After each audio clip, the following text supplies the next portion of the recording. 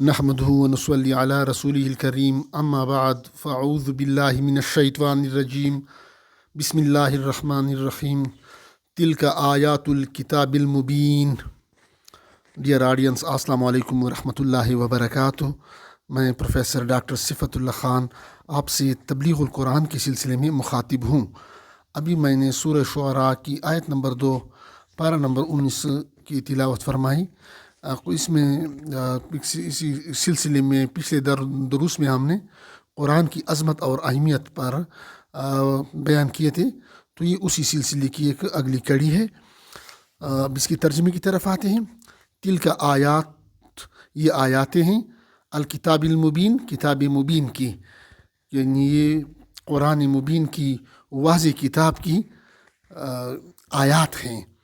یعنی یہاں پر جس طرح پچھلے درس میں اس کو قرآن کو کتاب حکیم، یعنی قرآن حکیم، اس کی صفت حکیم لگائی تھی. حکمت والی کتاب، حکمت سے بری کتاب، حکمت سے لبریز کتاب، فوائد سے لبریز کتاب. یہاں پر اس کو کتاب مبین، یعنی مبین واضح کتاب کے ساتھ، کتاب قرآن کے ساتھ، کتاب کے ساتھ مبین کی صفت لگائی گئی کہ یہ واضح کتاب ہے. یعنی اس قرآن کی آیاتیں ہیں، یہ اس قرآن کی آیاتیں ہیں. مفہوم اس کا ہے، یہ اس قرآن کی آیتیں ہیں جس کے مضامین خوب واضح ہیں، جس کا اعجاز اور جس کا من عند اللہ ہونا اس قدر عیاں ہے کہ اس کے لیے کسی بیرونی دلیل کی ضرورت نہیں. یعنی یہ تمام دلائل سے قرآن نے خود اس کو عقلی، نقلی اور وحی دلائل سے ثابت کیا ہے کہ اللہ کی کلام ہے، اللہ کا کلام ہے. اور اس کی میں جو مسئلہ توحید جو بیان ہوا ہے وہ مفصل بیان ہوا ہے کہ کارساز، حاجت روا، برکات دہندہ اللہ تعالیٰ ہی ہے اور کوئی نہیں. اللہ کے سوا کوئی معبود نہیں، اللہ کے سوا کوئی برکات دہندہ نہیں، اللہ کے سوا کوئی کارساز نہیں، اللہ کے سوا کوئی مشکل کشا نہیں، اللہ کے سوا کوئی عزت دینے والا نہیں. تو یہ مسئلہ توحید اس میں مفصل بیان ہوا ہے. اب اس کی مزید تفصیل اسی صورت میں، سورہ شعراء میں آیت نمبر 192 سے 196 تک مزید اسی کی وضاحت کی گئی ہے قرآن پاک کی عظمت اور فضیلت کے بارے میں.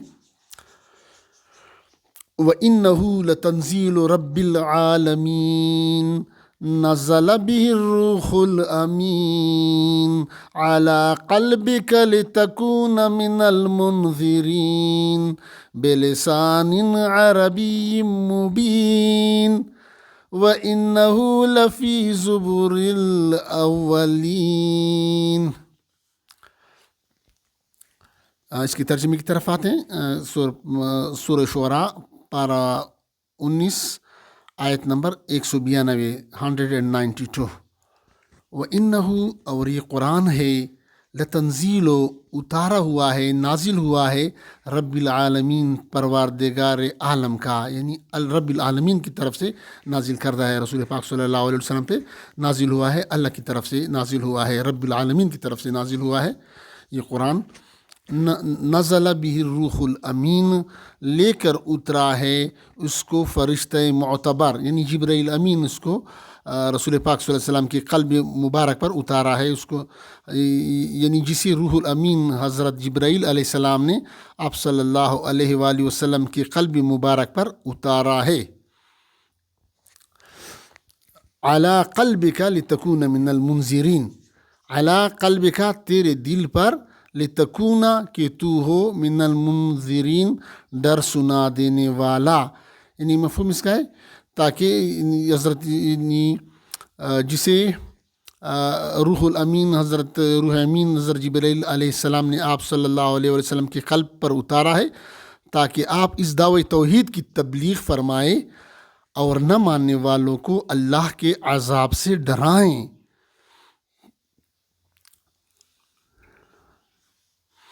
بلسان عربی مبین، بلسان کلی عربی زبان میں، واضح عربی زبان میں، بلسان زبان میں، عربی زبان میں، مبین واضح زبان میں، کلی عربی زبان میں واضح زبان میں نازل کی گئی ہیں۔ یعنی مفہوم اس کا یہ ہے کہ چونکہ آپ صلی اللہ علیہ وآلہ وسلم کے اولین مخاطب چونکہ عرب تھے، یعنی چونکہ وہاں پر مکہ مکرمہ میں عرب تھے، اس کی جو مادری زبان تھی وہ عربی تھی، تو آپ صلی اللہ علیہ وسلم کے اولین مخاطب چونکہ عرب ہیں، اسی لیے اسے فصیح واضح عربی زبان کے الفاظ کا جامہ پہنا کر نازل کیا گیا، یعنی ان آیات کو جو فصیح عربی زبان میں نازل کیا گیا تاکہ آپ لوگ اس کو اچھی طرح سمجھ سکیں، اس کے معنی مفہوم کو سمجھ سکیں۔ وَإِنَّهُ لَفِي زُبُرِ الْأَوَّلِينَ، اور یہ لکھا ہے پہلے کی کتابوں میں، زبور الاولین پہلی کتابوں میں، یعنی پہلی کتابوں میں اس کی ہوئی تھی کہ آخر نبی آئے گا، خاتم الانبیاء رسول محمد مصطفیٰ صلی اللہ علیہ وسلم آئے گا اور اس پہ قرآن نازل ہوگی اور وہ قیامت تک ہدایت ہوگی، وہ اللہ پاک کی آخری کتاب ہوگی، قیامت تک ہدی للناس ہوگی آخر، اور رسول پاک صلی اللہ علیہ وسلم خاتم الانبیاء ہوں گے۔ تو یہ اس کا ذکر پچھلی ہمیں تورات انجیل میں بھی اس کا ذکر تھا، پچھلی کتابوں میں بھی اس کا ذکر تھا۔ اللہ پاک ہمیں قرآن و سنت کو سمجھنے، اس پہ عمل کرنے اور اس کی تبلیغ کرنے کی توفیق عطا فرمائے۔ وما علینا الا البلاغ۔